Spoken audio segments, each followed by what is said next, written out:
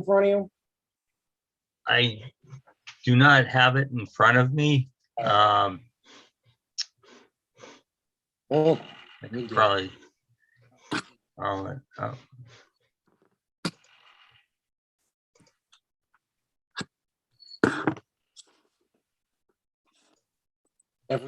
everything went down. My entire network, everything went down. Yeah, I can call that legal ad up. Hold on.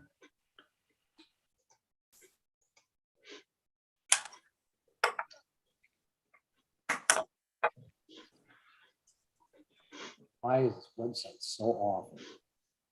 All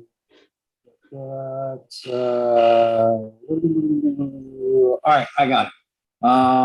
You got it? Yeah, I got it. Welcome everybody to the December 21st meeting of the Rockland Zoning Board of Appeals.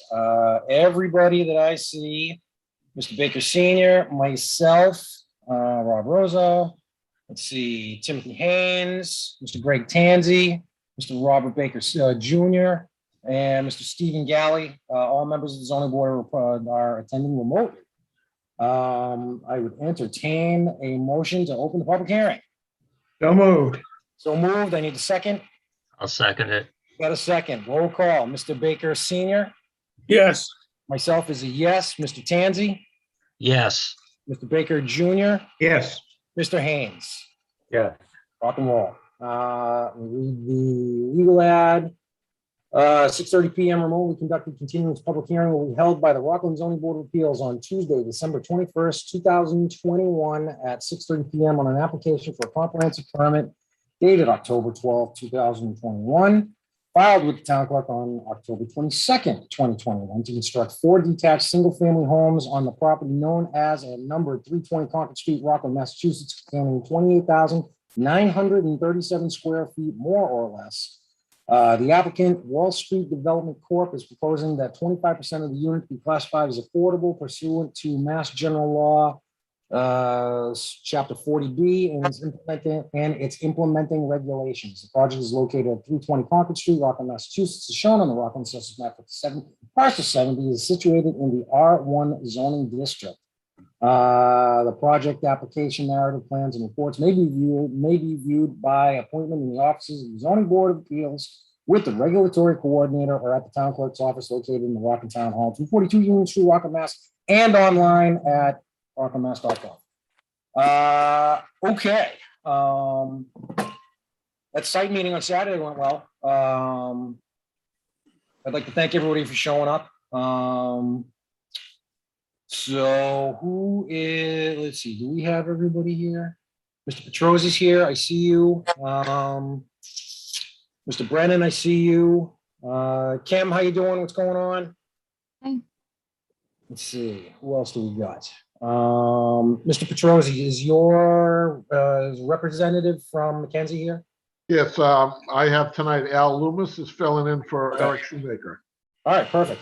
Well, why don't you start us off, Mr. Petrosi? Sure, thank you very much, Mr. Chairman. Glad you were able to connect in. As you mentioned, we had our site walk on the, I believe it was the 11th. We had a chance to walk the site and go over some of the issues related to the site. We've also, since that initial hearing, we've submitted revised plans based on a review by the board's peer reviewer. I'd like at this time to have Al Loomis from Mackenzie Engineering just go through the peer review letter, discuss all the aspects of the revisions that were outlined by Pat Brennan, and then answer any questions that remain relative to the plan. As we discussed on the site walk, there are a couple of components to this that we discussed as a follow-up, which would be the landscape plan, a lighting plan, and some architectural renderings that are in process or will be finalized once we tie down the site in terms of the buildings and locations. And also, we are working with the fire department on a turning plan that might have a few slight revisions to the plan for the next meeting. So I'll turn it over to Al, and he can go through the review letter and discuss all the revisions that have been made to the plan since our last meeting. Sounds good. Mr. Loomis, can I interrupt real quick before you jump in? By all means, please. Just a quick housekeeping. We, at our first meeting, we never formally established an account for the peer review. And I just want to make sure that we're doing this appropriately here. Did that, Mr. Petrosi, did that? Yeah, Mr. Chairman, I believe Deborah has sent me the proposal from Pat Brennan, and we're submitting a check for $5,000 to cover the cost of the peer review. Okay, I just want to make sure that that was Yeah. taken care of formally Yeah. like that. I mean, again, I know it was kind of, behind the scenes, it kind of has to be, taken Oh, care yeah, of in for the format. for So sure. I just wanted to make sure that was taken care of. That's So- it's in the process. You haven't received the check yet, but it is going out. Perfect. I appreciate that. So just so you know, Pat, you're going to get paid. Mr. Loomis, I apologize for stepping in there. I just wanted to take care of that before we really started getting going on Pat's review. No apology necessary. Thank you, Mr. Chairman. I'd be happy to go through these items one by one, or if you would prefer to streamline it, we can address some of the outstanding issues. What would be your pleasure? Me personally would be to streamline, because I know Pat's already done his review. And I know that we all looked at it, and I know that we all, appreciate Pat's good work on this. So if you want to just talk about what's still outstanding with Pat, and Pat can turn around and talk about that. If we can take care of that, that's the main thing, I think. Okay, fine. Thank you. Al Loomis from McKenzie Engineering, for the record. Here on behalf of Mr. Petrosi and in the place of Eric Shoemaker, who you've seen in the past. Many of the issues were just addressed by Mr. Petrosi, for instance, lighting, landscape plan, things of that nature in Pat's letter. Some of the issues, trash service, Lou, I assume that's going to be a contract with a private hauler, or? Private contractor. Okay. The high water table versus basements, Lou, from what I gather, these look like slabs. Is that the case? Well, they're essentially going to be raised ranches or split entry type homes with a half basement foundation, and then second level would be the living area. But they could either be. I'm sorry. They can either be a slab. I prefer not to do a slab on grade. I prefer them to have a foundation of half of a foundation and then built up from there. But I guess my point is that they wouldn't be a full height basement into the ground. They would be. No. They would That's be correct.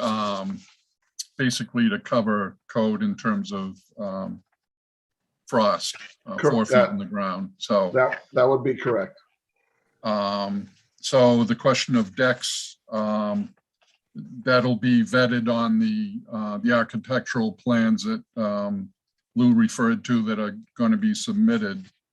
The next item refers to the project eligibility letter from Mass Housing. I went through that briefly, and I think we are addressing many, if not all, of those items via this letter and previous comments and discussion. If I'm missing something, I'd be happy to speak to that.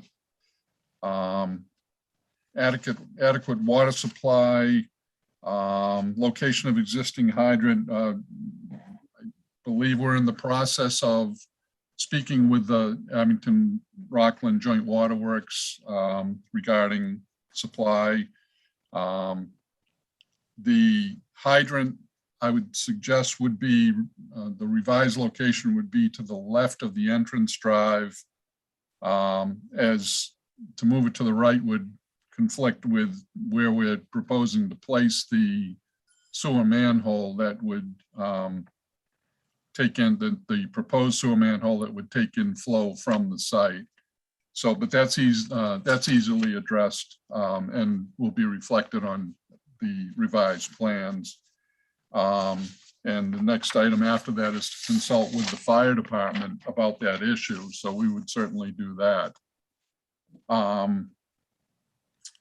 The issue of the type of water main, we will make sure that that's reconciled on the plans. And we will show it, next item, we will show it in the typical roadway cross section to show its relationship with sewer and things of that nature, the other utilities on the site. Documentation of capacity for sewer system, that's being addressed and worked on with the sewer department. Pat brings up the concern that when you install a sewer pipe, oftentimes it's deep in the ground, and when you surround it in a bed of crushed stone, it becomes a conduit by which you can drain the water table and basically bring all that water towards the next manhole.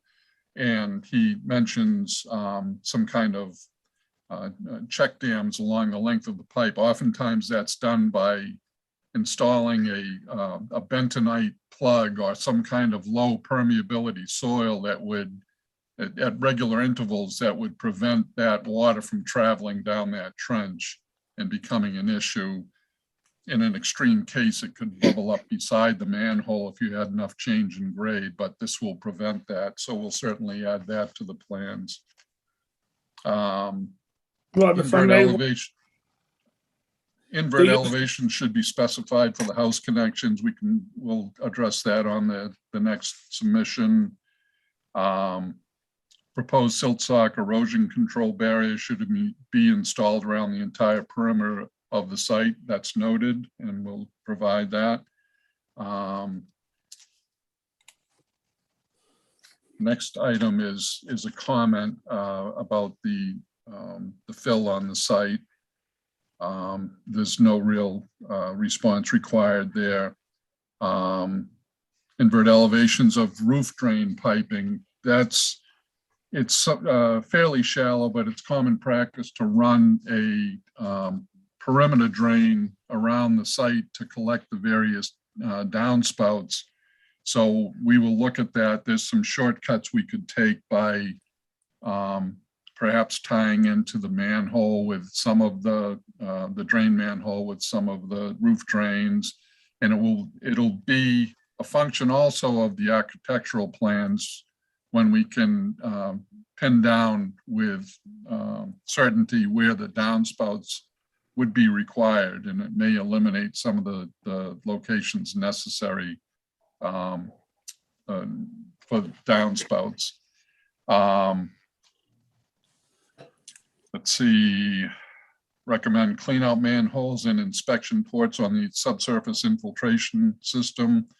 We'll add that in plan view and in the detail of the subsurface infiltration system. Rain garden planting should be specified. We can do that either on our plan set or on the landscape plan.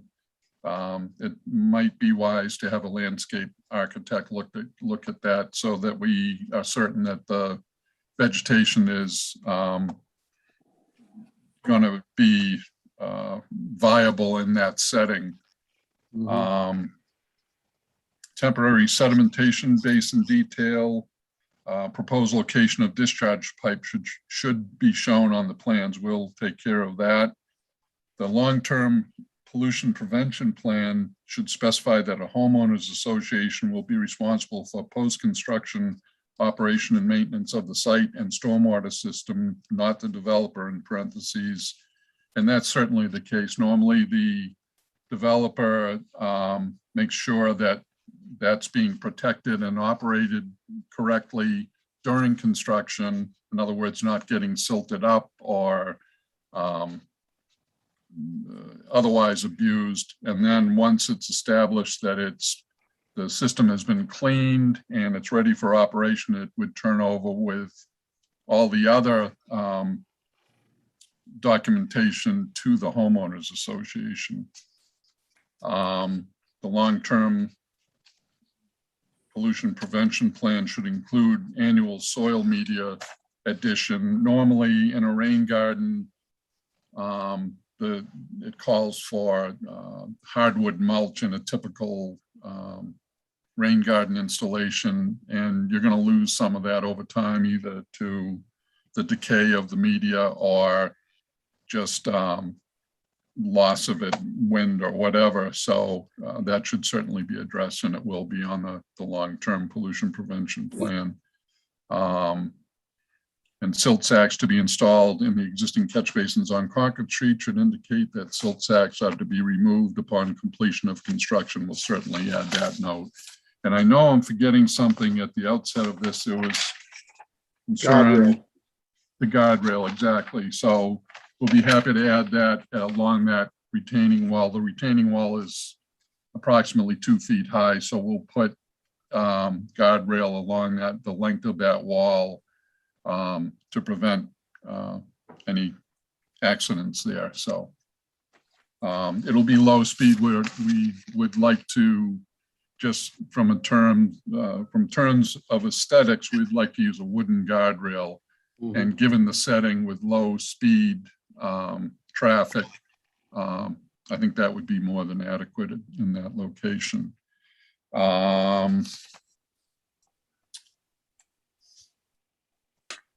And I think Lou, the monolithic bituminous concrete Cape Cod berm, Mr. Brennan would like to see that that detail change so that we construct a berm with the binder course of pavement so that we contain the runoff during construction as well.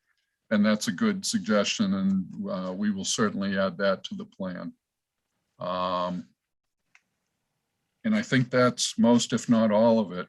I'll be happy to answer any specific questions or that the board may have. What I'd like to do is I'd like to go to Mr. Brennan. If you don't mind, Pat, you heard his responses to everything. How you feeling? Pat Brennan with Amory Engineers. Mr. Loomis did just go through the majority of the comments in my letter. Obviously, I can't confirm what's been changed to date. I don't have revised plans as of yet. Just a couple of the items that aren't necessarily plan changes, but under my general roadway comments number 2, the width of the main driveway is at 20 feet. I feel that it's fairly narrow, and I feel that parking should be prohibited along the sides of that driveway. So no parking signs the board may want to consider having them install those. Just at 20 feet wide, you're not going to get 2 cars to be able to pass with a car parked on the side of the road there. One of the things that I mentioned at the site meeting was that the snow storage, I assume that they're just going to plow the snow as if this was a typical road or driveway and just plow the windrows along the side of the road. The concern being that, and Mr. Loomis hit on this, is that the site, essentially they're raising the entire site between 2 and 3 feet. And they're doing that to get up above the groundwater. And my concern is that with a windrow along the right side of the driveway, and then that hill drops off from the driveway down to the property at 330 Concord Street. My concern is that the snow melt will just cause additional runoff onto that adjacent property. So that's just something that needs to be, I think we need to think about how to try to prevent that to the extent that we possibly can. He mentioned the guardrail. They said that they're working with the fire department about a turnaround. That was one of my main concerns. There's really no way for a large vehicle to turn around on the site. And that's especially true if there's vehicles parked in the individual driveways at the units. Then I had a couple of comments on the list of requested waivers that they have. This development would require a site plan review if it wasn't applied for under 40B. And, you know, their roadway is, the driveway is pretty close to basically a standard subdivision roadway in town. And I just think that the list of waivers should identify the waivers that would be required from the rules and regulations of the planning board, as the design requirements and construction specifications are part of site plan review. Again, they're designing it to comply with most of those, but I think the board should understand where it may not comply with those. One of the waivers, and this has come up on pretty much every 40B I've reviewed in town, they've seeking relief from the fees associated with the joint waterworks. And the Board of Appeals does not have the authority to waive those fees. They have to work directly with the joint waterworks on that issue.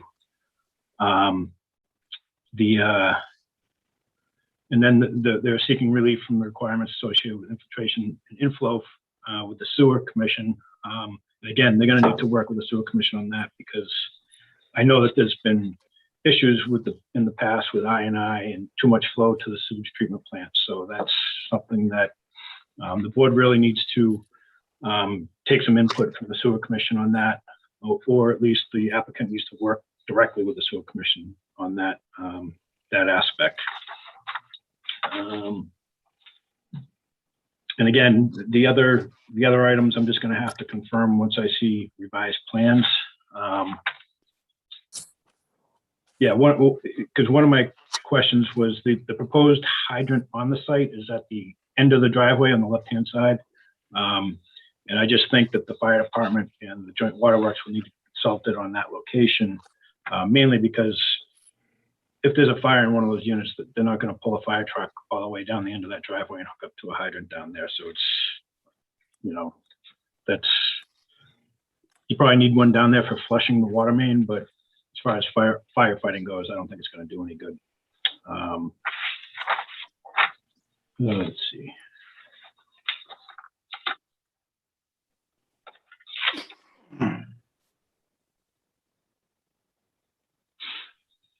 I think that's, you know, once I see the new plans, I can report better on how these items have been addressed. Mr. Loomis, like I said, went through it, but I can't confirm anything until I see some revised plans. He acknowledges that they need to be, you know, those changes need to be made. So Yep. Everybody's on the same page at this point. Pat, you good? No, that was it. Okay.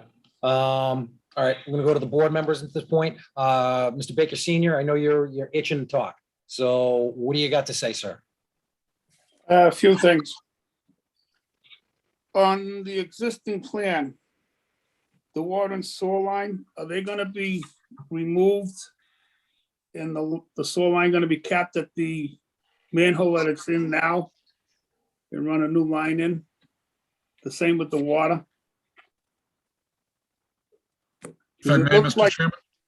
Oh, Yeah, and Al, I'm thinking you might be able to answer these. Thank you, Mr. Chairman. So the sewer line, as it's proposed now, will go along the backs of the units to a manhole on our site. And we're proposing a doghouse manhole within the layout of Concord Street. And that way we will, as that line also serves the abutter, we need to have that stay in use. So we're proposing a doghouse manhole. For those of you who may not know what that is, the pipe would be excavated wide enough so that you could build a manhole. You build the slab, either pour it or put sections down on the base of the manhole. A doghouse manhole is just what it sounds like. There are doghouse type openings, like an upside down U shape that would straddle the pipe. And then eventually you'd build the invert that you need to build to conduct the flow properly in the manhole. And kind of as a last measure, you would saw the top off the pipe within the manhole, so you would provide access to the sewer line. So that's a long answer to your question, but the sewer line will remain in use that goes along that easement while the on-site sewer is constructed and added to that. The water line currently is a 1-inch, as I understand, a 1-inch service. So we'll certainly need something more substantial than that. So that would require connection, reconnection, or a new connection to the water main in the street. On the sewer line, the new one that's going in, Mhm. you're talking about some kind of dam out down it so that the water wouldn't get into it. Most of the time they use a clay dam, a hard clay. And they put, every 100 feet or whatever to dam it up so that the water doesn't get into the systems. I've seen that done before. Yes. The plans for the rain garden, how deep is that rain garden gonna be? It's relatively shallow by design. If you look at the DEP standards, they're normally fairly shallow. It doesn't hold a lot of water. The idea is more treatment of the water. So we have a situation here where we can conduct most of the flow back into the subsurface infiltration system, but there's a little high point because of the nature of the site, because we are filling somewhat. Some of the water would be sloping towards Concord Street. So to capture most, if not all of that, we're proposing to super elevate the road into a swale, which conducts it into the rain garden. And it only needs to hold a small amount of water. I'm going to look at the grading plan, but I believe it's only a little over a foot deep, or maybe not even that deep. Not even a foot deep, 8/10 of a foot deep.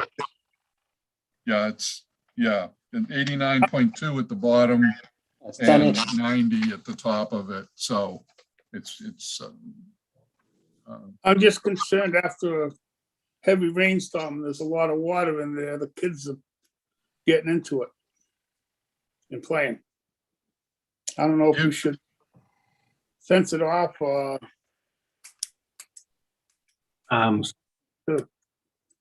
I can, they have an overflow from the rain garden that goes to the subsurface infiltration system that's under the driveway, and that overflow, the invert of that is at 89.4, so it's 2 inches above the bottom of the rain garden, so it really won't hold any water for any period of time. if I may interject, Mr. Chairman. Yes, sir. The nature of the media that you put into those rain gardens it's a mix of, normally it's compost, sand, and topsoil. And it has a high degree of permeability by design. The soil here beneath the soil testing that Eric conducted on site indicates a subsurface layer of sand. So if we get into that sand and have that high permeability media, it's going to dissipate quickly anyway. Well, makes And- sense. Yes. You said there's gonna be a maintenance agreement on it for cleaning it out. Yeah, that could become, it would become part of the long-term pollution prevention plan, which would in turn become part of the documentation that the homeowners association would be receiving and in charge of. The reason I asked that, and for the board's information, there's other developments that were done in the town, and they had a maintenance agreement on their retention ponds and detention ponds for yearly cleaning. And the projects have been in for 20 years and they haven't been cleaned once yet. So there's gonna be some kind of a maintenance agreement on this. I'd like to see it as part of a condition with the zoning enforcement officer going out once a year and inspecting it, and making sure it's clean, or someone from the town going out and look at it.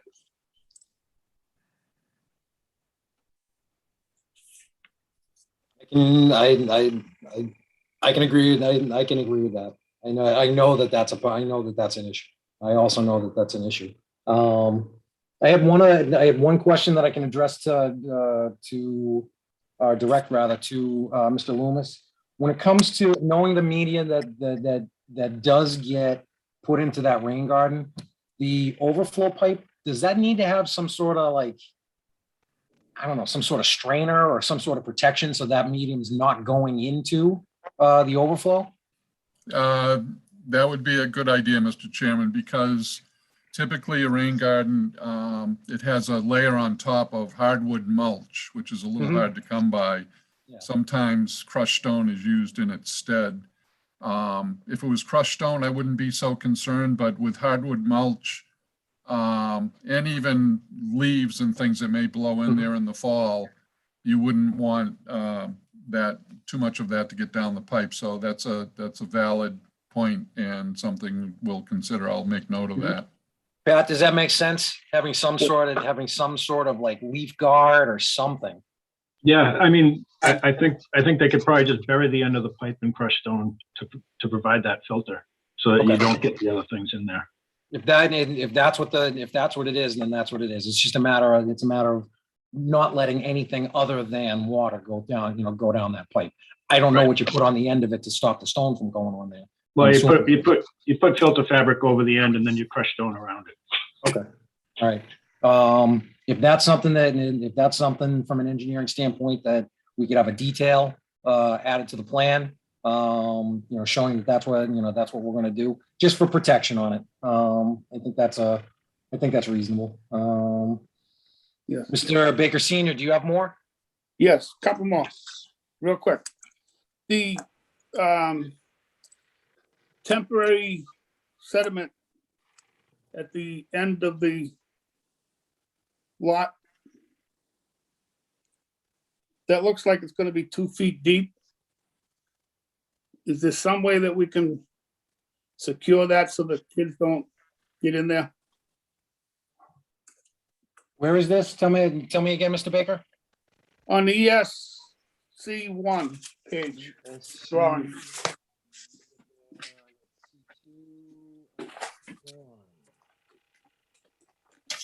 All right, I'm on C1, and where are you looking?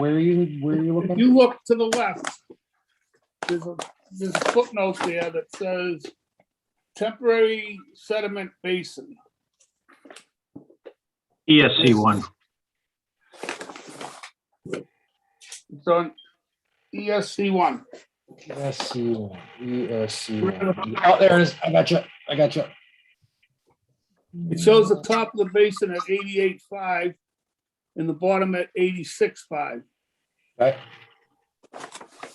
That's 2 feet off. Because it doesn't look like it's going to be tied into any basins or anything. But temporary. Basically, that's going to be in play while the subsurface drainage is being Right. constructed.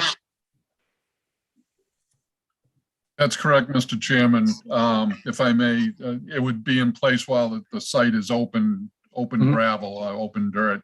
It's a measure that's required when we file a SWIP with the EPA. So we're showing that as a precautionary item. I don't know if Mr. Petrozzi is planning on having any temporary fence around the site during construction, but maybe we could, if it's a concern, we might be able to put a temporary fence around that portion of the site, or some kind of construction fencing, or something to alleviate that concern. Yeah, at a minimum, if there's not going to be a construction fence around the site, then you need at least some sort of stake in the ground orange construction fence around it. I know it's only 2 feet deep, but it's you really should have something around it. Not knowing who's coming in from the golf course, not knowing what kids are gonna be around, and it only makes sense. And on T2, you show a grass group. Has the fire department seen this?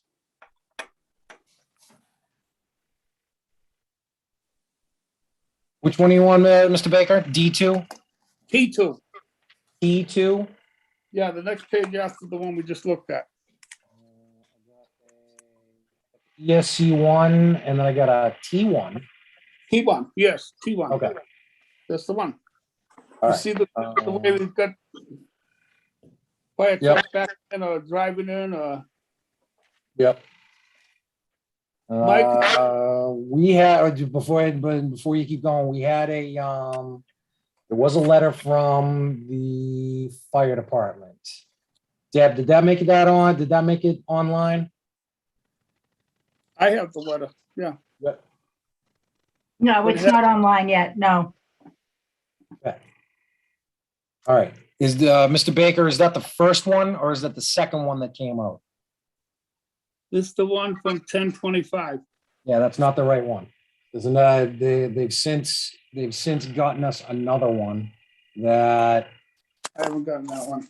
I know. That's all right. I have it in my truck. If we want to, if you want to go on to a different one, while you're going on to a different Fine. one, run outside and I can get that, and I can go over I can actually, probably, I might be able to share screen or something on it, and we can actually go over that. Because, and I think they touched on it already about a hydrant at the end of the driveway. Yeah, Pat touched on it. But the first truck in is gonna hook up to that hydrant at Concord Street and run a line all the way up that driveway. If it's the fourth house or any one of these houses, that's gonna stop any other trucks from getting up that road with that line in the middle of the road. Because they can't drive that fire truck over that hose, or it'll bust it open. So I think the idea about moving the hydrant from the rear or having one in the middle of the lot too. So the first piece in could tie into that one and then, work its way. No, it's understood. Before we keep talking on it, we need to see it. We need to see that letter. So let's forego talking about the fire right now. And I'm gonna go on to somebody else, and then I'm gonna run out to my truck and I'm gonna get that letter. So we can. One other quick one. Yep. Are you gonna have dumpsters or rubbish barrels pickup? No dumpsters, Okay, would it just be rubbish barrel pickup? correct. Okay, that's all. Thank you, Rob. I'm gonna add on to that question. So the private trash removal company, they're gonna have to back down the road and go to each individual house, or is there gonna be like one kind of main location in the front of the property? Well, Mr. Chairman, we're hoping to have a turnaround inside the site where the trash truck or any other vehicle will be able to pull in, turn around, and pick up the barrels right in front of the property. So that's still in the works, but that's what our goal is, to help satisfy the concerns of the fire department. And Yeah, because that was in that letter. So Yeah. that's why I wanted to get that. yeah, and one of the comments that Pat had made also was about, FedEx trucks and post office and other types of delivery trucks. So we're trying to accommodate that. We may end up shrinking as I've mentioned previously, shrinking the footprint of each of the buildings to create the space that will allow for that.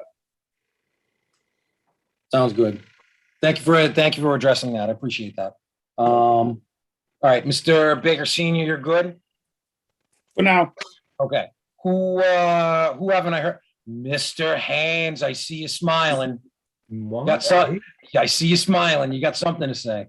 Oh, I just had a couple of quick questions. I am curious if we know how much fill will be coming on the site, truckloads, and how what kind of traffic it's going to bring onto the site, and where the fill is coming from.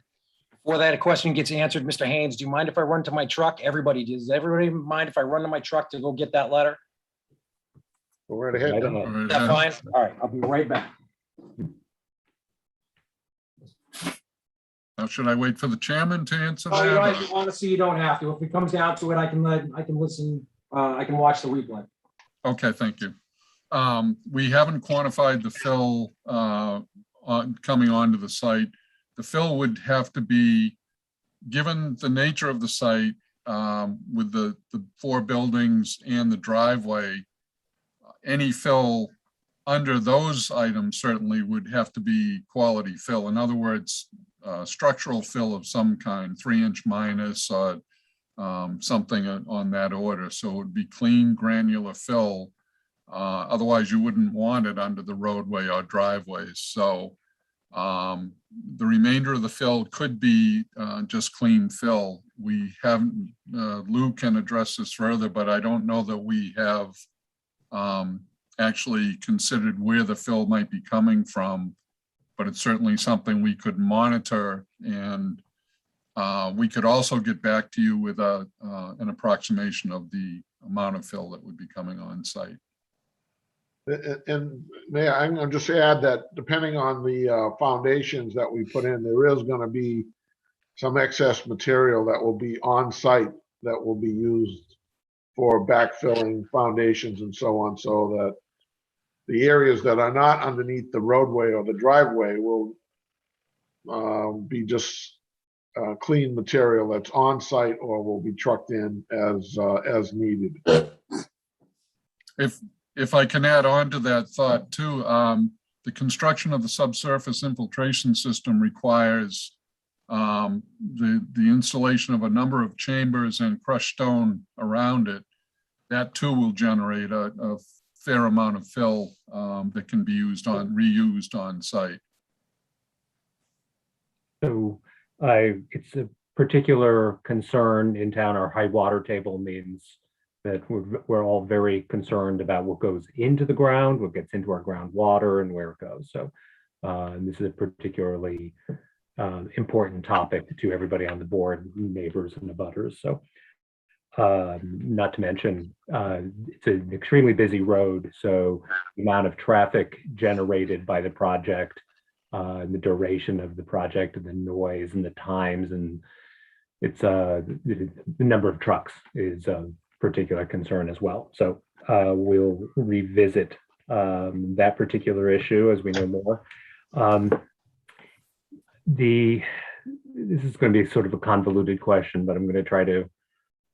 So I would say one of my concerns about the fill and raising the site is twofold. One is we're kind of berming right up to the abutters properties, sort of, we've got a slope. So I'd like to hear about how the property gets maintained when we've got a fairly steep slope, 2 neighbors' fences right at the property edge. So this will go a little bit to landscaping, but I'd like to know sort of what the intention is in dealing with that slope, and then sort of as far as water goes, could you talk a little bit about how raising the site will affect neighbors and the flow of water between the properties? So both from this site onto neighbors' properties, and if the neighbors are getting inundated with water, there's going to be a negative impact on their properties, essentially by now this one being higher, the water is not going to be able to flow anywhere. Yes, if I may, the site is basically at the high point. If you look at the contouring on the roadway, the contours indicate that the flow is away from that proposed driveway in both directions. So we're kind of at a high point there, meaning that we're not going to interrupt. If we were partway down a constant slope, that would certainly be a concern, and you'd be right to be concerned about it. I'm But sorry, are you talking about the existing conditions that where the house is now is already a high point in the area? Yeah, well, in general, the site is at it's very level, or relatively level at least. But it generally, as indicated by the road, it slopes away from the site in both directions. So we aren't really interrupting a constant slope on a hillside, which, as I say, you'd be right to be concerned about. In terms of how we address that during construction, we'll have a silt sock barrier around the perimeter of the site. And that's the way to maintain that. And the standard is when you get about 6 inches of sediment, which I doubt you'll ever get on a site this small, frankly. But at that point, you need to address it. In other words, you would have to either hand shovel or bring a mini excavator out there to get that sediment out of there so that there's no concern about it overtopping with sediment laden water onto abutters. So that would be just a maintenance issue. And typically we really don't need to file a SWIP for this site because it's less than an acre of disturbance. So EPA would not be concerned with this site, but we're holding more or less to that standard. So that would be typical maintenance to keep an eye on that and make sure that it's not overtopping. And I would suggest that we could, if there's a particular area that's of concern during construction, we could put some kind of temporary jute mesh or there's some synthetics that are also made to hold the slope in place and prevent rilling, prevent washouts that may be of concern. So that would be something we could monitor and make sure there's no impact on the abutters. Okay, so you address that's during construction. And, Yes. but I really was talking about sort of the change from the existing conditions to the finished proposed conditions. Uh-huh. So what I'm getting at is what they're experiencing now in terms of the water and how the water flows between the sites and then after this is built, what the changes, especially raising the site, how those changes will impact the neighbors. We were essentially, if the water, if the site is flat now and there's this sort of general localized flooding, if you will, like all the neighbors and this property experience lots and lots of standing water on their sites. So, and it crosses, so some of the neighbors have noted that the water flows from the site onto the neighbors' properties. So once you raise this, effectively creating an island, how is that going to affect the neighbors?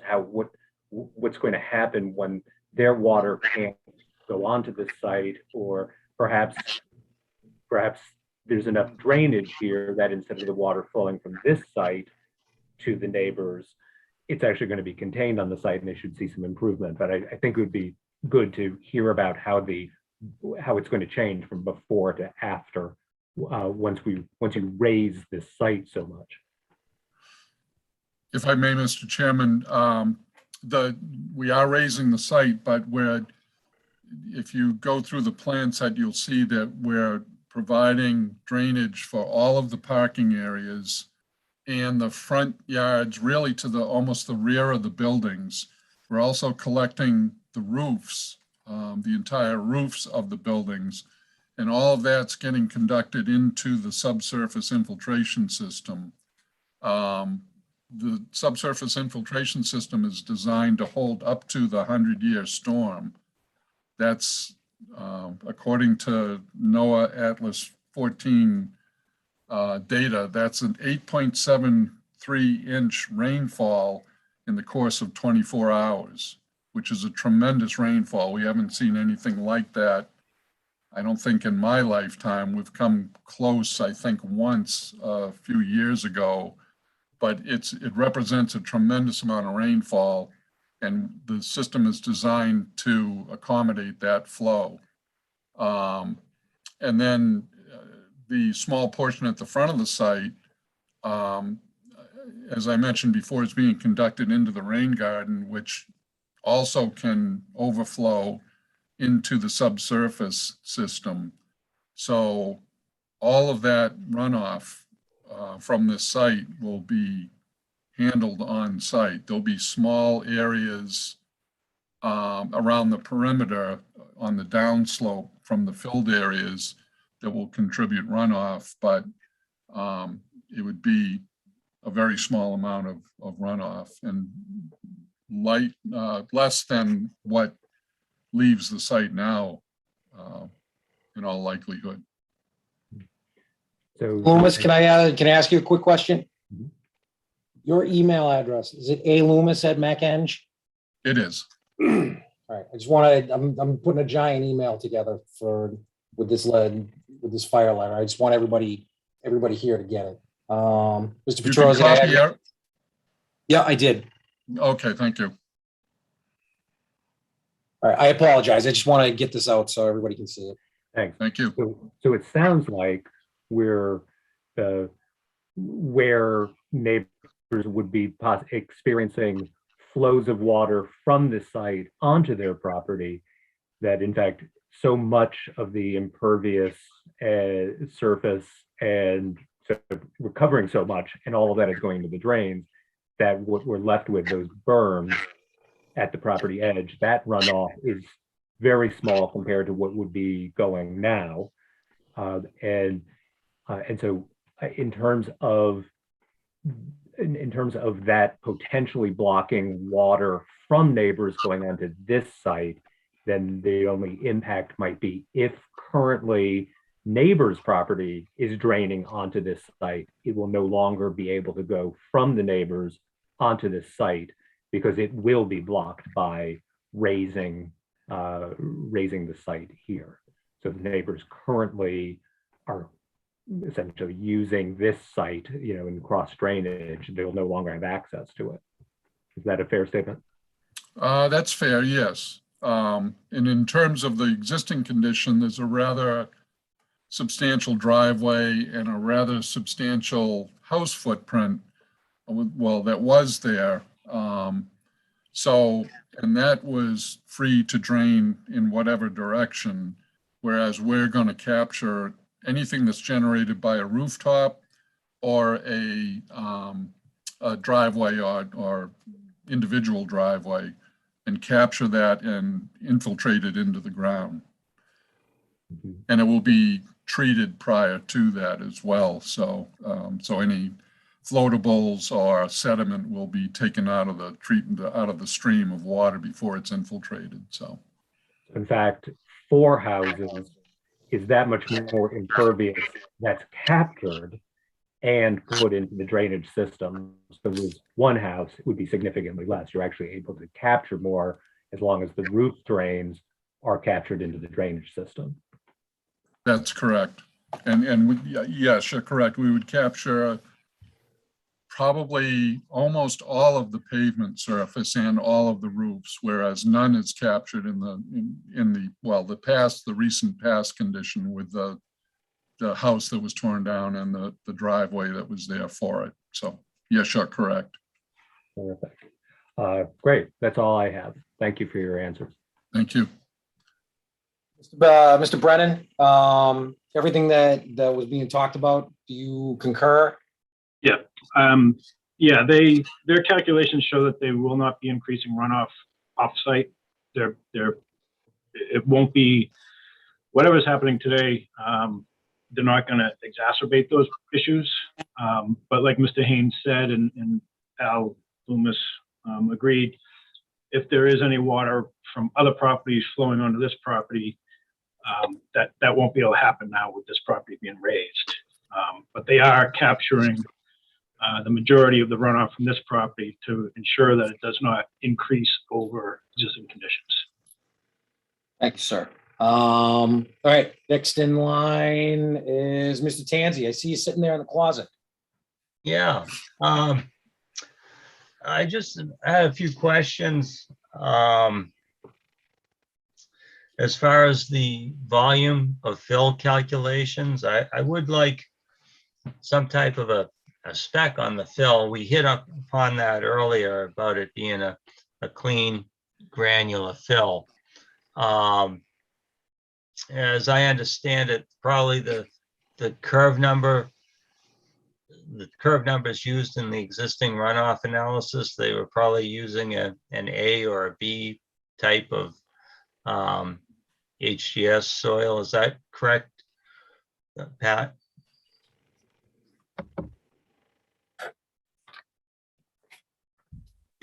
He's looking for it. Yeah. I Well, have it as well. I can, what I wouldn't want to see is, let's say the existing condition is a nice sandy material or fine sandy loamy sand, and then you bring in fill material and it's a silt loam or it's a till, and now you don't have the same runoff characteristics in the post-development condition as you did in the pre. Yeah, they're using, both in the existing and the proposed, they're using a hydrologic soil type B. Type B, yeah.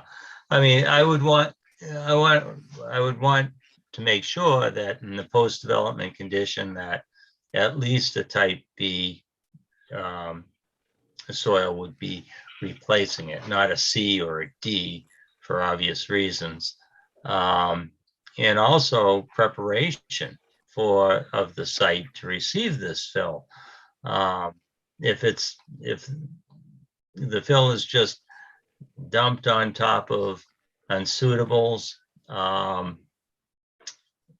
whether it's pavement that's of the driveway, portions of the foundation, that would have to come up, I would imagine, for the construction of the homes, but also the top and subsoils, I'd like those removed so that when they receive the placement of the clean fill, it will assimilate the same infiltration condition that exists there in the existing conditions. Because if you do have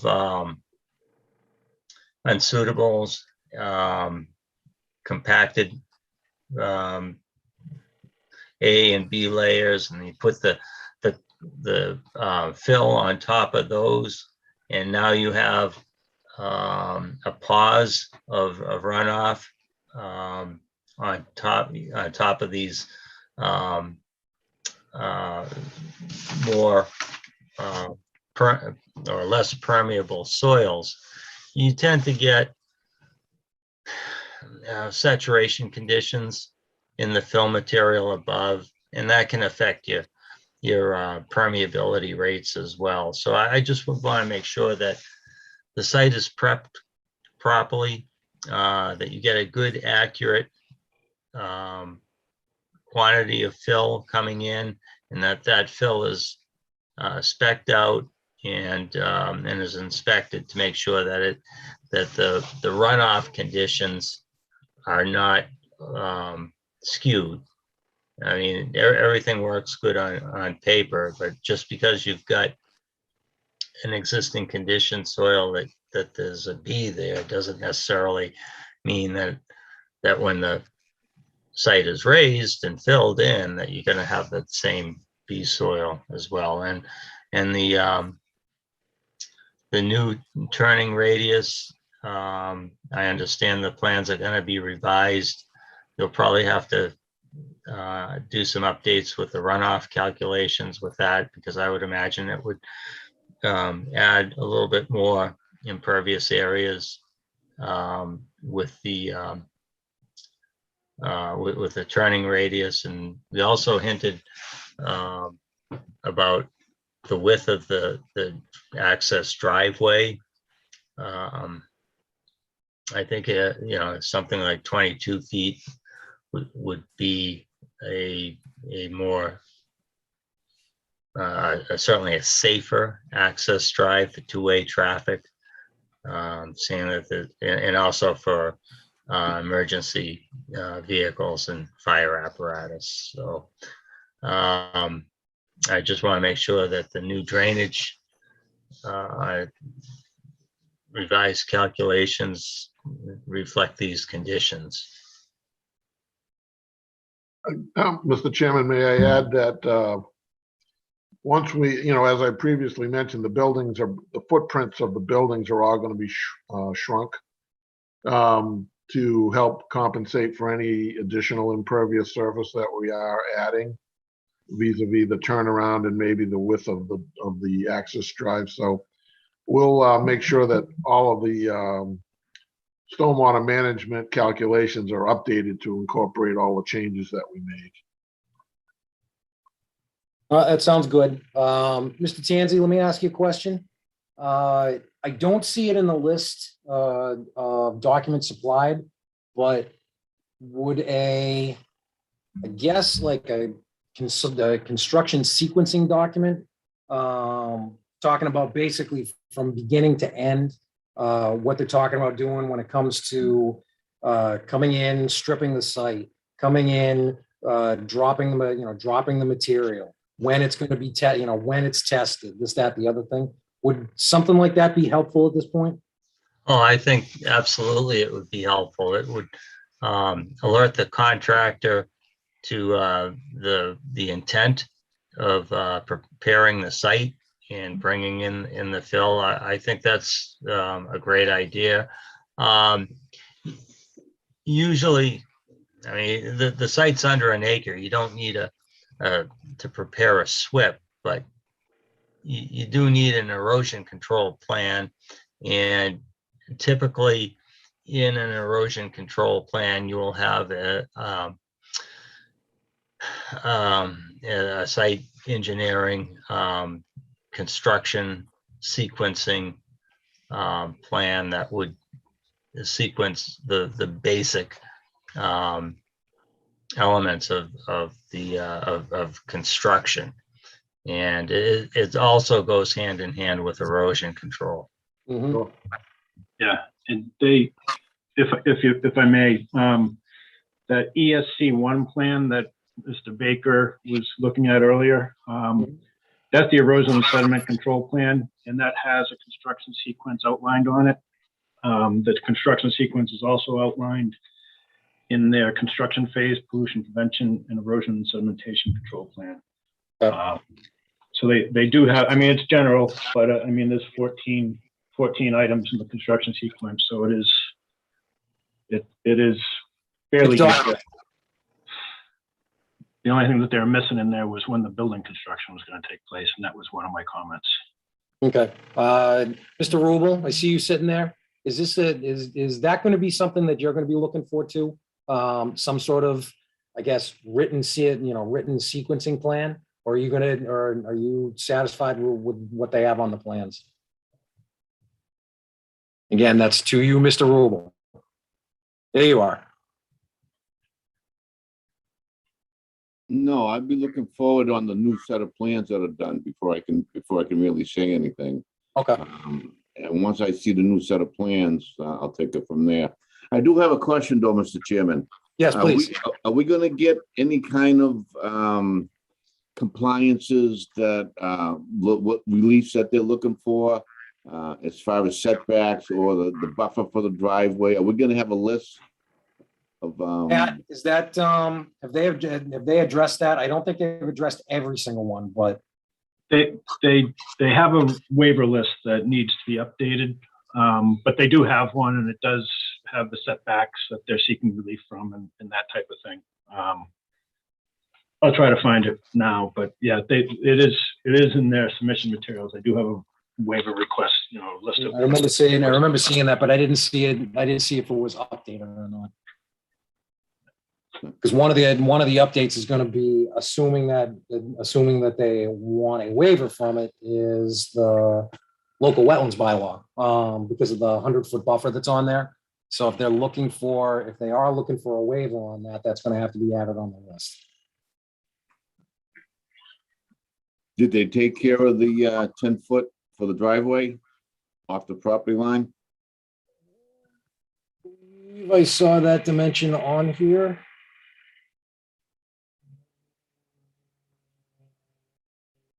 I've got the dimension on it. I don't know if it's on the waiver list though. I think it said 9.7, Rob.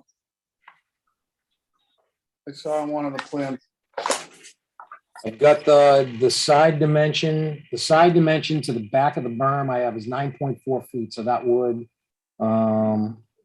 have to come under that would have to go on to the waiver list because we require 10.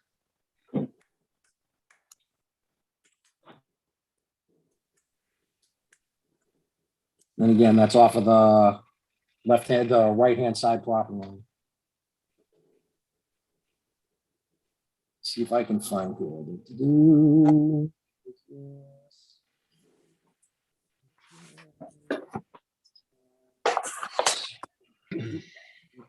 I know I saw it, and it was like down the bottom, I think.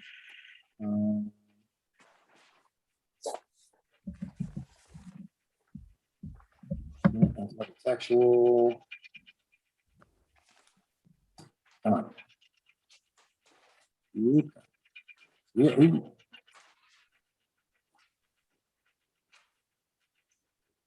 Yeah, the only one that I'm gonna have is what was originally here. It is right here. It's the second to last page in the initial submission.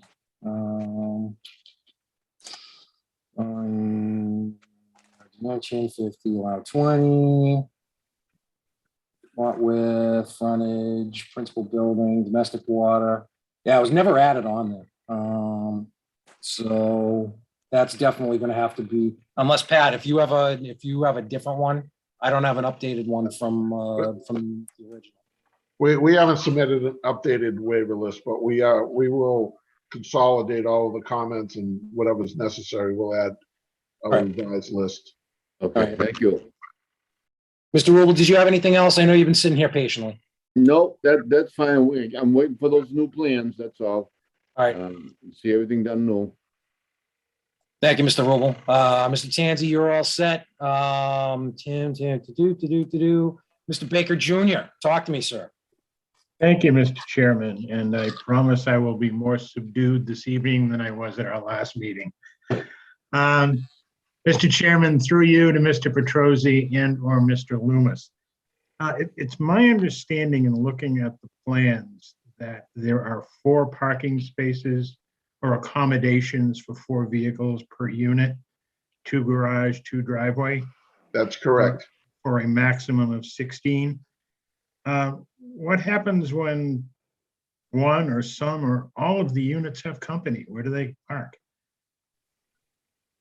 Well, we're going to make some provisions when we revise the plans. So I'd rather reserve comment until you see the revisions. But that's something that comes up, quite common. People have visitors, obviously. Yep. Are they generally going to have more than 2 visitors, 2 cars? I don't know. I think the 2 additional parking spaces that we're providing would generally accommodate, the majority of visitations that they might have during the year. And we'll put some provisions in our homeowners association relative to, parties or major events or anything like that. So they're not piggybacking on each other, like having parties all on the same day sort of thing. So, and maybe you have somewhat of a different view of human nature than I do, but you anticipate that they'd all agree not to have company at the same time to the extent that there'd be cars that wouldn't be able to fit on the property? Well, I'm not sure what people do for entertainment. Most people go out to visit other people, so I'm not quite sure how many people are gonna come visiting these people, so. Well, It's something that obviously has to be provided for if we think that there's, I think we're complying with the zoning bylaws relative to the number of parking spaces per unit. So if you're trying to say that we should be providing something that's not in the zoning bylaws because this is a different type of project, then that, I don't know if that would be fair at this point. I don't think that's what I said. I merely asked where the excess parking is gonna go.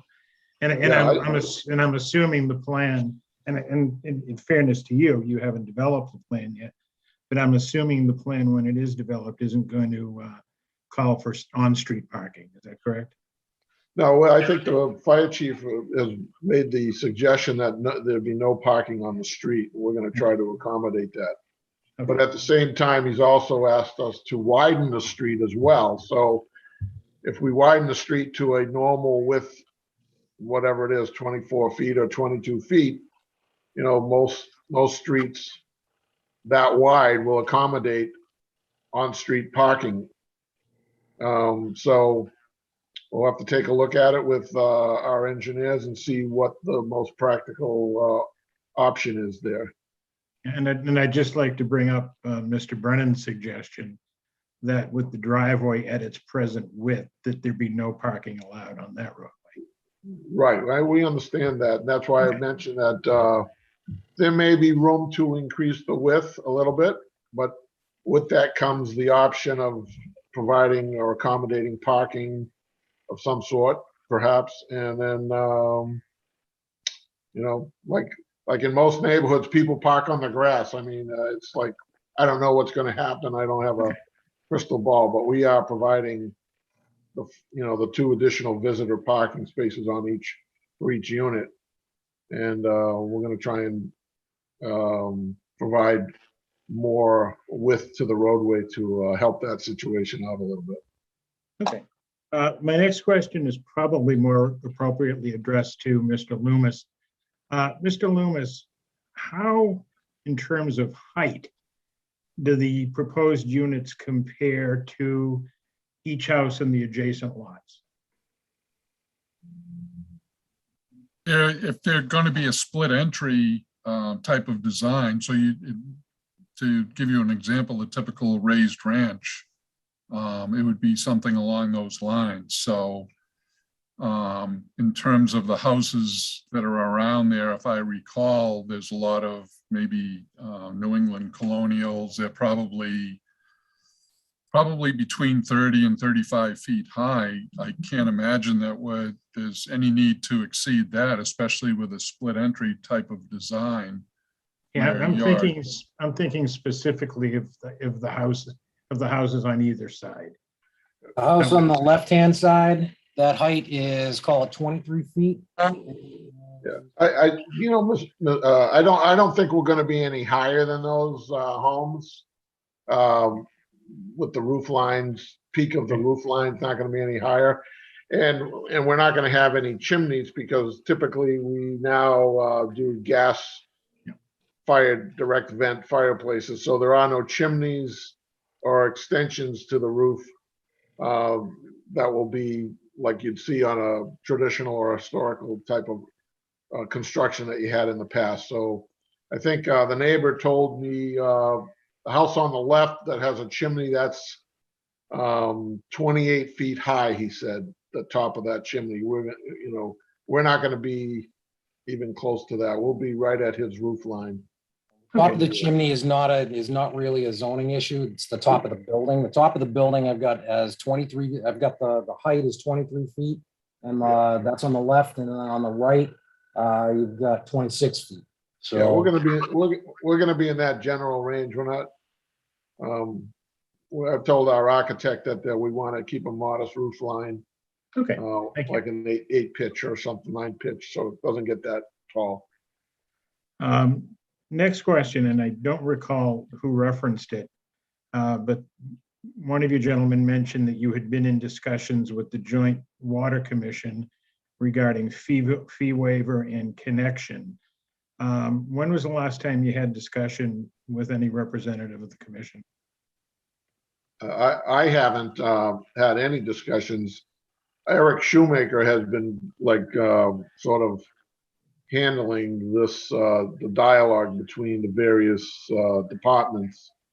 So we'll have, I don't have an answer to your question, Okay. but I know that Eric Shoemaker has had those conversations, and Al is here to fill in because he came out of the bullpen.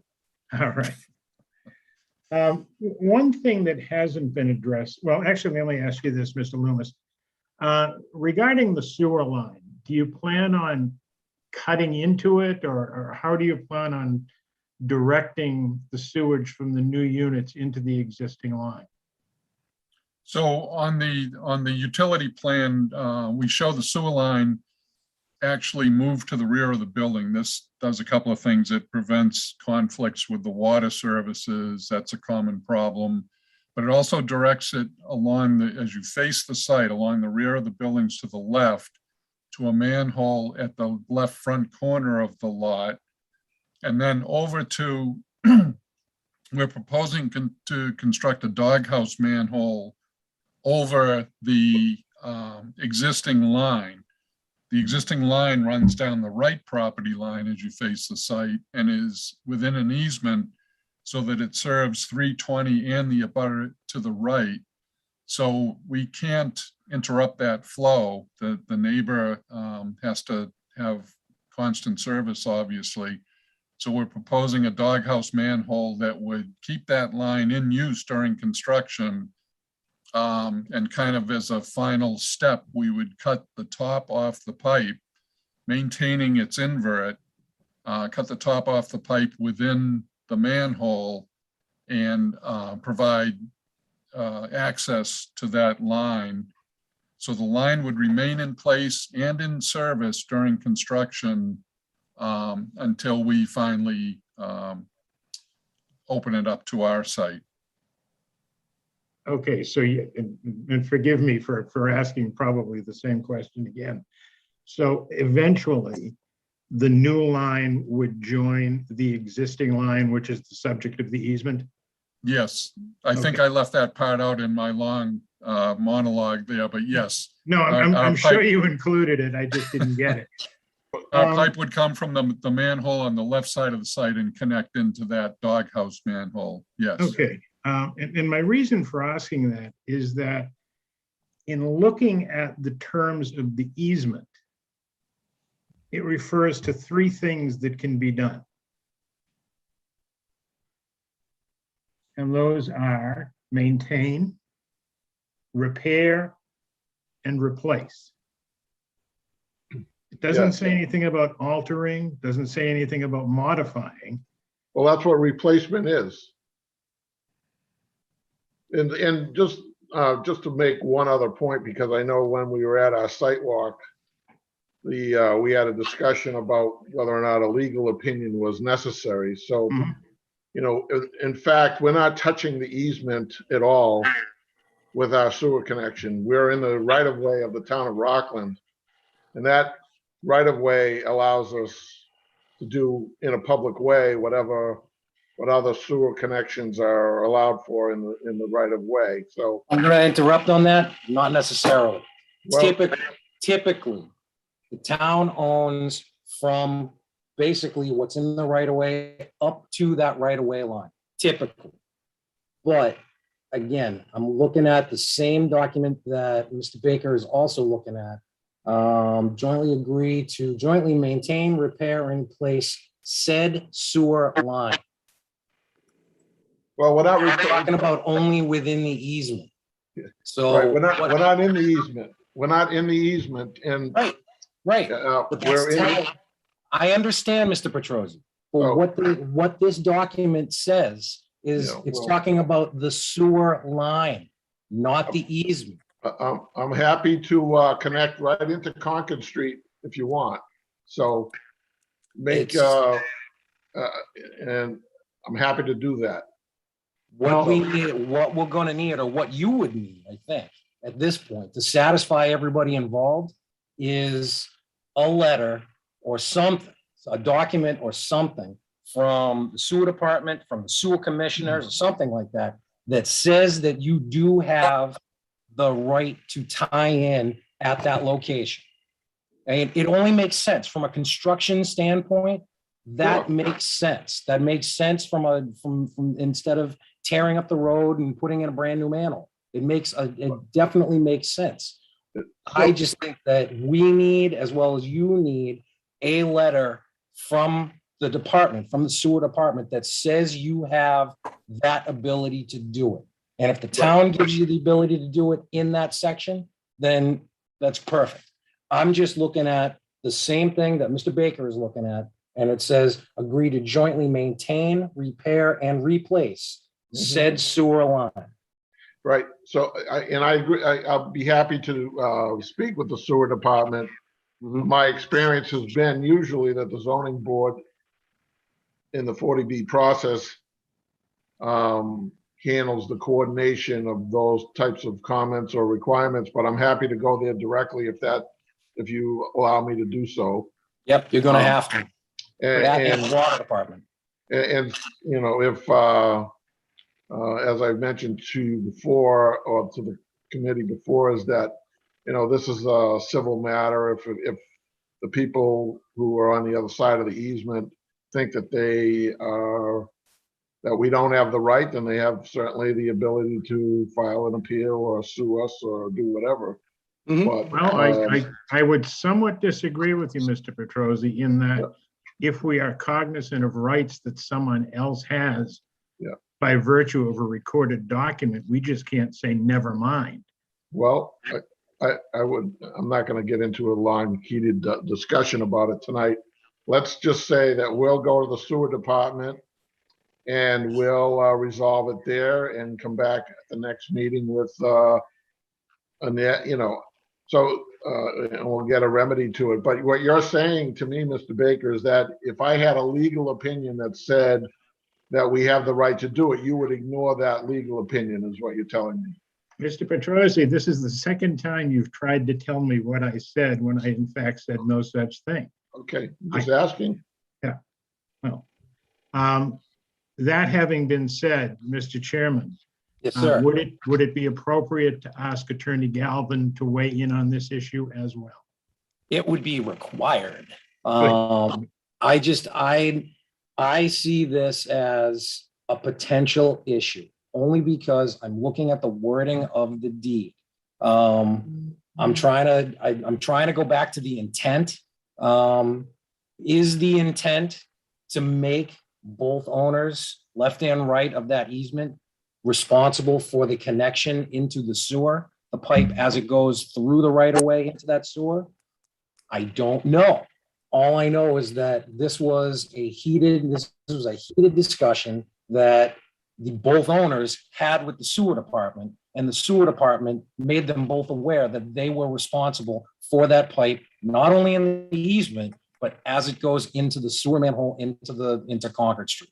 So that's telling me that it's an issue, and I'm going to need something that says that without any notification, with barely any notification, or without a letter of support by the neighbor who jointly has ownership of that pipe.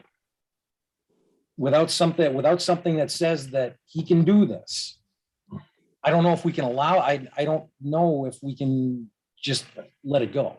I agree with you 100%, Mr. Baker. Well, why don't we get town council to render his opinion, and then we'll talk to the sewer department. Yeah, and everybody's going to have to weigh in on this, because that's it. I see this as a major issue.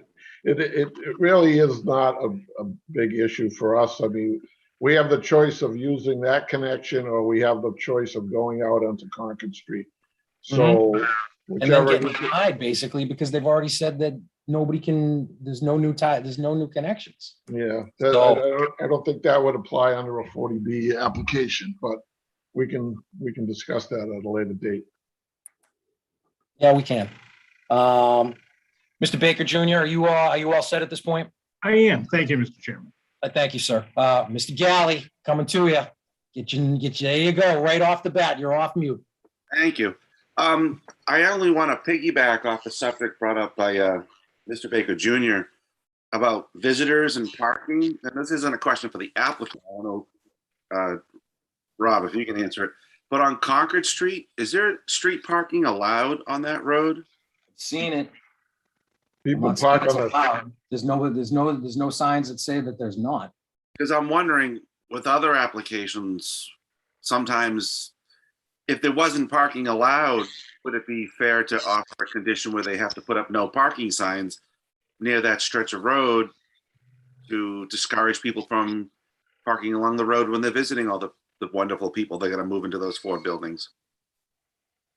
And that's an open question. That's the only thing that I was thinking of based on that topic. Oh, I agree. I think that Pat Brennan also brought that up. It is something that we're going to have to look at, because there's not a lot of, what's the distance there? It's over 10 feet. The edge of Concord Street is 10, 15. The edge of Concord Street's there's about a 15-foot swath of green space between the edge of Concord Street and the right-of-way line. So, and I don't see, actually, I'm not looking at the grading plan. I don't see any major grading going on in there. So the potential of somebody pulling up in front, jumping the curb and getting on that grass, it's potential. I know that on Concord Street, you're going to find Amazon trucks, UPS trucks, all of them parking on the side of the road to deliver packages. I know that. I think once the turnaround is set up, I think the intention will be that all of those delivery guys will go down the driveway, do the turnaround, and come out. But parking in general, there's got to be something to discourage it. I honestly don't think it's going to be an issue parking on Concord Street, meaning I don't think that they're going to park on Concord Street. But pulling up onto the grass, that's a potential. But you'd really only be able to fit 2 cars. You'd only end up fitting, like, if they pulled up on the grass, you'd only end up fitting like 2 cars out in front of the property. Yeah. So there's got to be a way to discourage it. There's got to be at least something that we can do to condition to at least try to discourage it. And again, it would be some sort of signage. But when it comes to actual parking on Concord Street, I don't remember ever seeing any no parking signs. So that we'd actually have to talk to, I'm assuming the PD on that, when it comes to parking on the street. I don't think that people technically do park on Concord Street in the paving, but if it's allowed, I can't answer that question. I don't know. There's no parking signs on Concord Street anywhere. Right. There's very few no parking signs in town. So, and that's. They don't read them anyway. Say again? They don't abide by them anyway. I'm not going to disagree with you. All I know is that typically there's not a lot of no parking signs in town. During the winter, there's the no parking ban, and everybody's supposed to know that. But yeah, I think that no parking signs out in the front would probably be a good thing. So I talked way too much, Mr. Galley. I'm sorry. I stepped all over you. I apologize. But as I understand it, Mr. Chairman, for those signs to be enforceable, they'd have to be approved and issued by by the town. So, Okay, so it sounds like we have to get some sort of procedure on how we do that. I mean, it's not that, so it's not necessarily it's not our approval. It's a higher power than us. Is that what you're saying? or a different power than us. Anyway. Okay. All right, no, that's fine. Whatever it takes, we need it. There's got to be something there's got to be something in place that says no parking on Concord Street in front of this property, at least, something along those lines. All right, back to Mr. Galley. That's all I have to contribute at this time. Thank you. All right, I appreciate that, sir. Thank you very much. My turn. Okay, we've already talked about the sewer manhole. I need something in writing saying that permission, that the applicant has permission to do exactly what he's talking about. Number two, we were talking about fencing when it comes to fencing this site. I know we got a fence on the left-hand side that runs almost all the way down. I know we got one on the right side that's not on this property. It's a couple feet off. I'm gonna want a fence all the way around this property, because if the neighbors end up taking their fences down, or if they fall down or something like that, then we're left with not enough screening. So I'm thinking that we're gonna need fences going all the way around the property, at least within stopping. Pat, I'm gonna come to you on this one. How far do we need to give them for a sight distance when it comes to the end of the fence to the right of way line? Like 20 feet or something?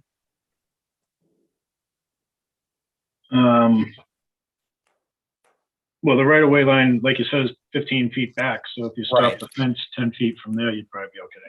Okay, so basically starting at 10 feet off the right of way line, going all the way around the property, a minimum of 1 foot onto the property. So you know that you're not going to disturb the neighbor's properties. All the way around to a minimum 10 feet off of the right of way line on the opposite side, preferably with, what do they call it? It's like a transition fence, starts at like 4 feet and then goes to 6 or something like that, that Yes. first foot section. Is that what that's called? Yeah, transition fence. So something like that going all the way around the property. That I think can be added on the landscaping plan. Other than that, I think when it comes to the construction sequencing, Mr. Petrosi, I think you can answer this. Were you thinking about building all the buildings at the same time or start doing one at a time? Good question. I would say we'd build one at a time. The site is a little bit, going to be congested. Yep. We need maneuverability for, delivery of materials and so on and so forth. So my feeling would be at this point that we would be doing one at a time and moving on as we complete or substantially complete one building at a time. Now, are you going to do this prior to signing a P&S with anybody? Or are you going to, if owner number one wants to come in and he wants building number 3, are you going to do that? Or are you going to just build them basically on spec, starting? We generally would build on spec, and depending on the timing of when the affordable unit gets built, maybe the affordable unit gets built first. Mhm. I'm not quite sure yet. That'll have to get worked out in the scheduling, but generally speaking, we would be building on spec. Okay. All right. What I'd like to see is I'd like that in the construction sequencing document. I'd like that added in so we know how that's going to happen. Would you build the one in the back first or the one in the front first? Oh, I'd build the one in the back first. There you go. Well, first and foremost, I'd build the road. All right. I'd get binder course down. Oh, yeah. Build the road. And then from there, I'd start at the back and work my way out and get the hell out of Dodge. Yeah, generally speaking, all the infrastructure will be in to binder, and then we would start directing our efforts towards the construction of the units. So it's quite a bit of site work that needs to be done, and that would get done first. Yep, no, so again, in the construction sequencing document, whether added on the plans or added, or just a separate document, I believe Mr. Rubel was saying that he's looking for a separate document. I'd like that added in there when it comes right down to it. And in the end, I think we're gonna look for, because we're gonna be doing individual houses, we're probably gonna condition individual lot grading plans for each house to be approved, because I'm only assuming that each one is going to require its own individual permit. So in the end, when you go to building number 4, there's going to be one document, there's going to be one plan that says this is the lot grading for lot number 4, and that's what you're going to end up getting the permit on. Mr. Rubel, does that work for you? Yes, that's the way it will be. All right. So we're going to do, we're going to end up doing that I think would end up being one of the conditions. Did I really have anything else? Everybody pretty much touched on it. Did everybody, I emailed that fire letter out. Did everybody check their email? Was everybody able to look at that? Got it. Everybody saw it. This was, let me get back to it. Does anybody, and Mr. Petrosi, you got tagged into that email. Mr. Loomis, you also got tagged into that email. I think pretty much everybody on screen got tagged in. Does anybody have any questions? Does anybody want to talk about that letter? Some of it goes over my head. Mr. Brennan, you got a copy of that letter, right? I did, but I have to look up some of those regulations to see exactly what he's talking about. Okay, all right. I know one of the things that talking to Deputy Chief Heaney, and this is going back a little while. I believe he definitely wanted the pavement widened. His biggest concern is, and it's the same concern that we've already talked about, if for some reason somebody is parked on the road and there's an emergency, he's never going to be able to get down. That's number one. So again, that comes down to no parking on the roadway, which I think everybody agrees with. Number two, his concern was the same that I think we already talked about when it comes to plowing. Typically, there's limited plowing. So they would have to be that would have to be plowed all the way back a curb to back a curb. Again, his biggest concern right now is the width of the pavement. But again, everybody's already talked about it. There's potential hammerhead or some sort of turning ability that's going to be put on the new set of plans. So that's something I guess we're going to talk about with the new set of plans. Okay. That really does it at this point for me. Mr. Rubel, you've already gone on. You've already talked. You're happy at this point. At this point, waiting to see the plans. 10-4. All right.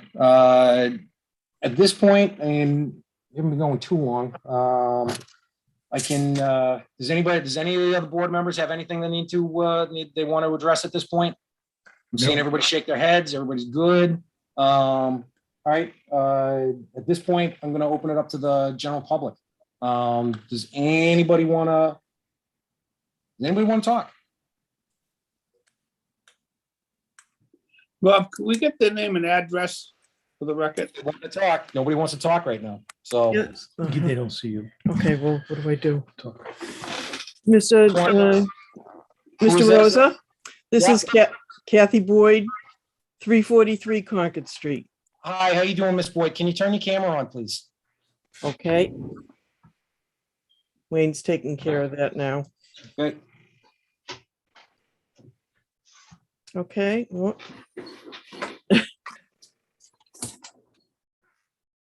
There we go. All right, one more time for the record. What was Kathy the Boyd. name? Kathy Boyd, 343 Concord Street. Thank you, Miss Boyd. 2 questions.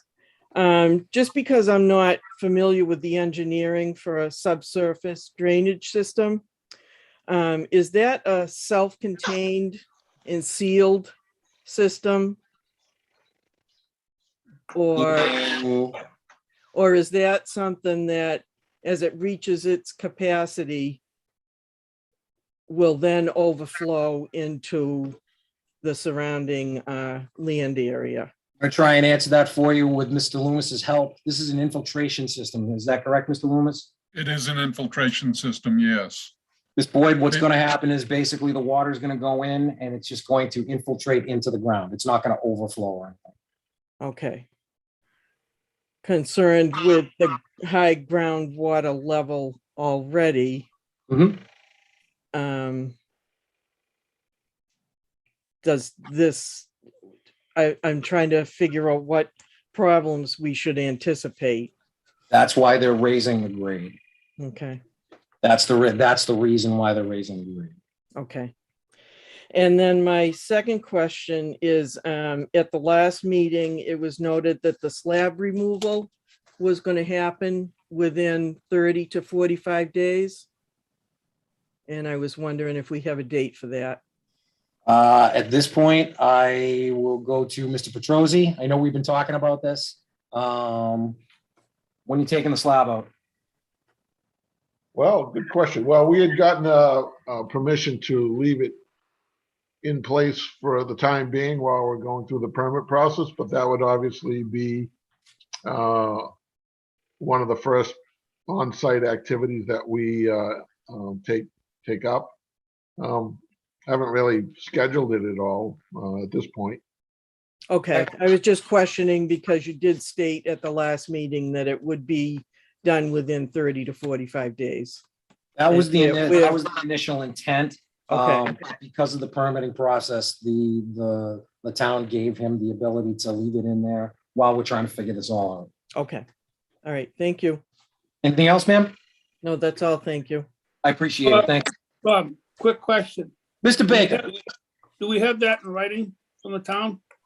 We have that in right, meaning that he has that he was given an extension.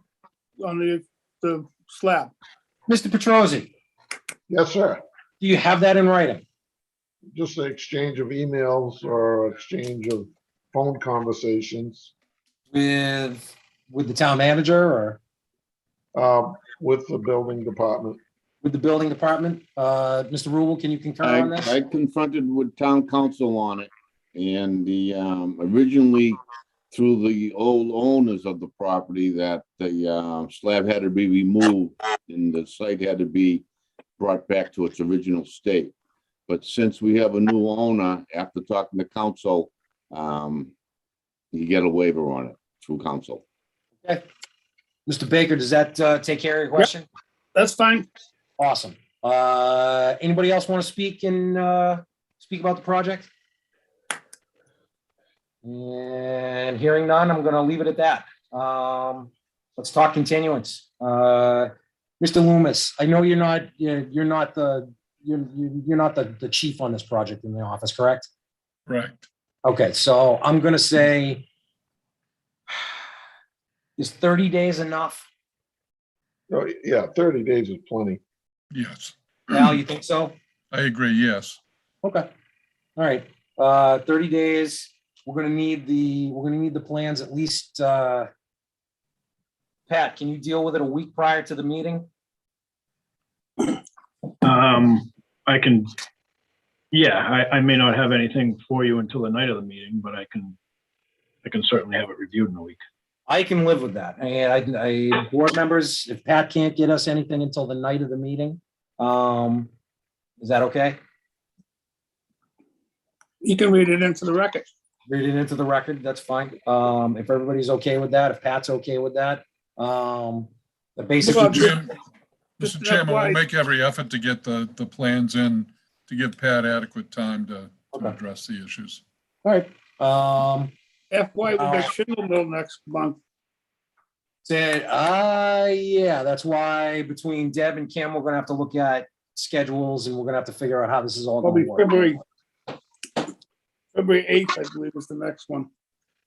All right, well, we'll think about that for a second. So 30 days will be enough for plan revisions. Mr. Petrosi, you're gonna be able to get in contact with, or between McKenzie Engineering and yourself.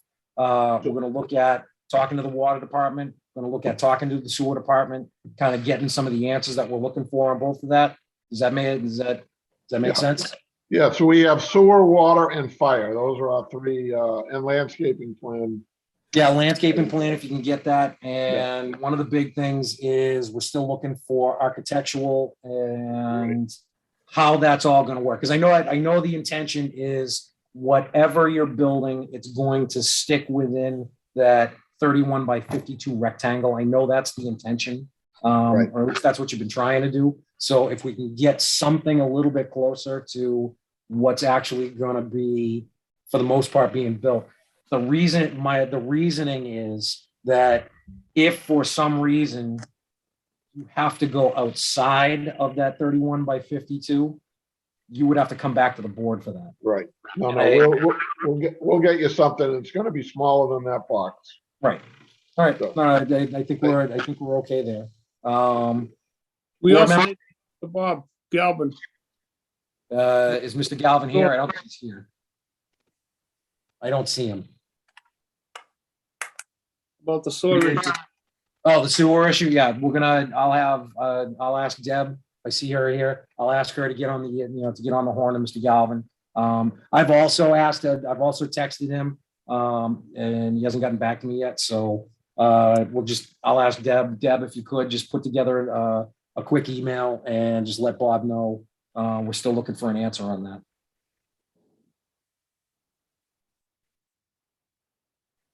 Will do. Cool. All right, ladies, let's talk about dates here and not going on one. So where are we? So 30 days from now is January something. 18th.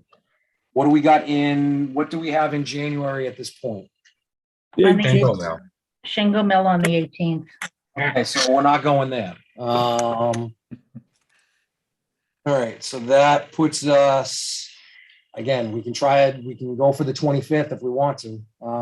That gives it a little more than 30 days. So I think that's beneficial to everybody, assuming that everybody's gonna be around on the 4th Tuesday of the month of January. That's fine with me.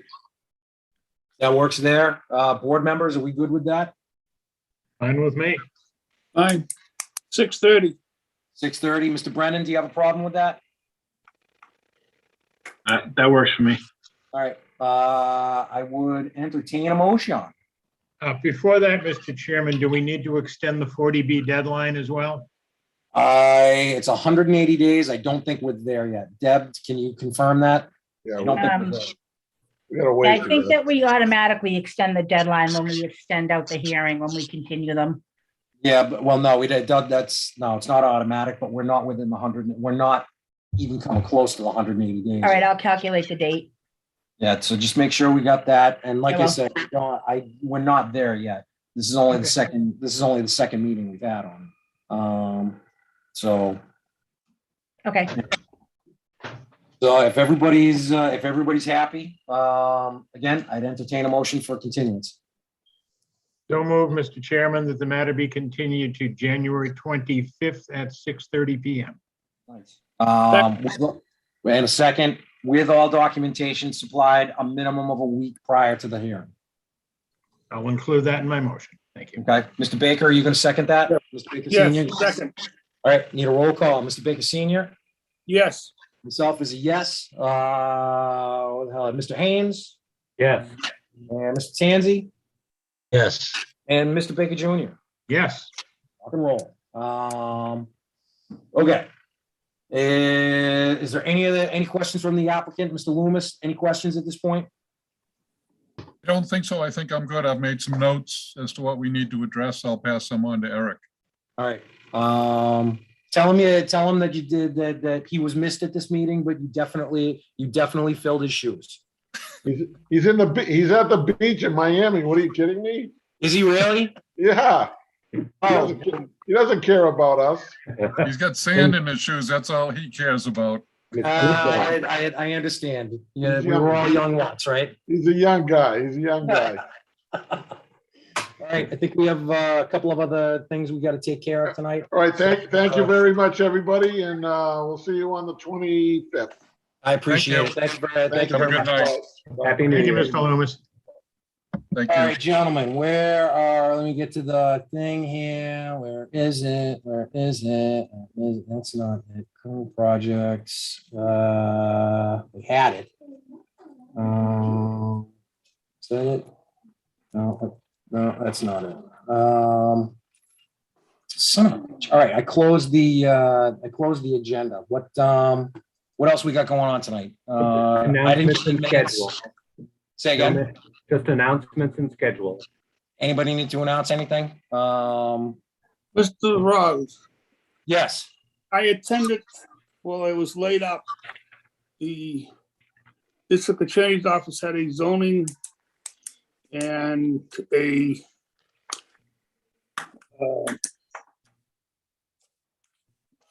open meeting law Nice. hearing. What'd you learn? I attended that. Nice. And one of the things is, when we're having remote meetings, and say you had a problem with your computer. Yep. And you were, that should be noted in the minutes, Okay. that because of the delay, the delay was caused by a computer glitch. And the same with, remember when I couldn't get on a couple meetings ago? Yes. That should have been noted on the minutes. Okay. So it's just a FYI to them, you know. Kim, you hearing that? Heard it. Thank you. All right. So from henceforth, any technical issues, technical glitches have to be notified and have to be definitely noted. They said it's a good thing to do just in case it ends up in court. Mhm. And they question why you started the meeting 15 minutes later. Were you guys Okay. talking before you turned on the computers and stuff? All right. No, that makes sense. That definitely makes sense. Something else that I guess I can bring this up. I was going through what was it? I was going through zoning decisions for one of my clients in the town of Weymouth. And in the town of Weymouth, I might actually even be able to bring this up. Hold on. Give me 2 seconds. Yeah, I think they saved it. No.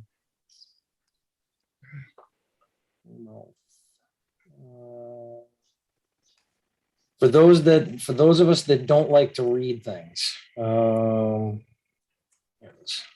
I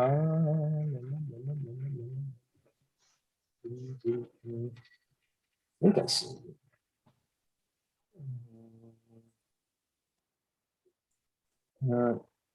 Right here. All right. Let me just find this here. I didn't know about this, so I'm thinking I'm going to ask you if we can. I'm going to ask all the board members if they think we can do if they think we can do this. Let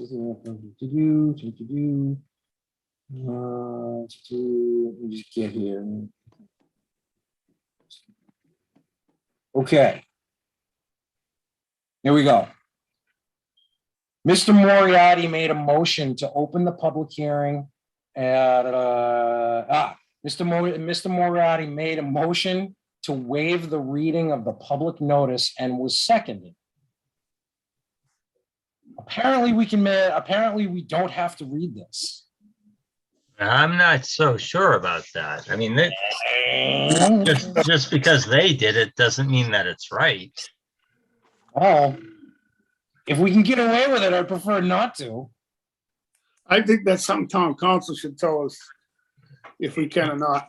You might be giving somebody an Oh, Mr. Basin administrative Jr. approval. I dig it, I understand it, and I'll ask Tom, and I'll ask Bob on this one. But my point is that they're doing this. So if they're doing this and it's allowable, hey, that's cool. But I know damn right well that none of my board members are ever gonna make that motion. Y'all gonna make me read this every single time. I know. So I just wanted to let you know that it is possible. What to did make they a motion. waive?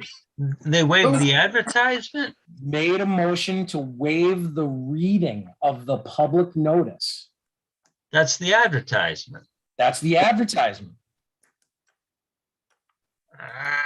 Right, I'm just saying, that's what they did. I can't see that being, I mean, Make them shorter. that's an administrative error. And that's, Well, then I'm gonna, then I'm gonna have to talk to town council on this. yeah, I mean, yeah, talk to Bob. I'd like to know if you can, or if you. I'd Yeah, like to I know- would too. Because if we I don't can't have. imagine that that's Well, legal, but two questions. Hmm? Two questions. Can we, and if we can, should we? And if we shall, are you gonna do it? None of y'all are gonna do it, and I can't make that motion. So I'm just saying, it would be nice. But it is what it is. All right, next, what else we got? I'm just gonna say, if we can waive it, we could probably make motions to just keep having you read it over and over. Oh, that, yeah. Well, that actually, has a certain appeal to it, Tim. maybe I'll make a motion that Rob reads it at the end of the meeting as well, just to make sure in case he didn't read it at the beginning of the meeting. Last week, Then we're covered. the next week. I have a finger for all y'all, and it ain't the thumbs up, right? Just so we're all clear. But I That just really I just isn't in wanted the to bring Christmas that up. spirit.